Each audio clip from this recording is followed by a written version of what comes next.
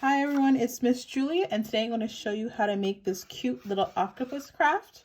All you need is some bright color paper, some markers, and some scissors right here, and some tape. All right, so we're about to get started. So our next step is we're going to take our square and we're going to fold it into a tube shape, just like this. So as you can see, if you go here, it makes a tube if you look at it through either way.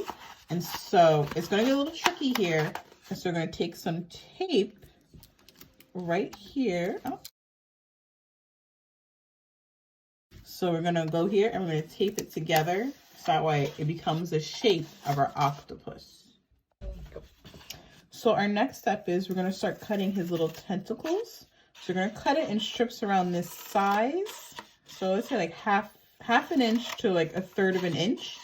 They don't have to be even. It depends on your octopus. You can go, you'd make your tentacles as long as this or as short as this little guy right here.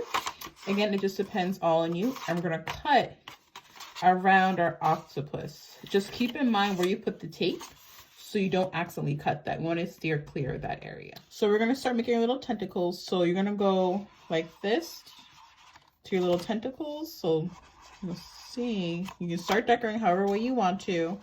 I just like purple because it's a nice, beautiful color, but you can choose any color you like depending on your paper. And you can go like this all around your tentacles as well.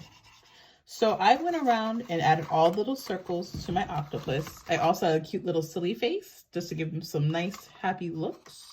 So our next and final step is you're going to take either a pencil or a pen, something that's like pretty long and skinny, and you're going to start wrapping your tentacles so that way they look nice and curly. So you can go like this. You're going to hold for a few seconds depending on how thick your paper is, and then voila, his tentacle. So this is it. I curled all my papers around my octopus. He looks all ready to go swimming and join his little octopus friends. So there will be more craft videos in the future, but thank you for watching our video and have a great day.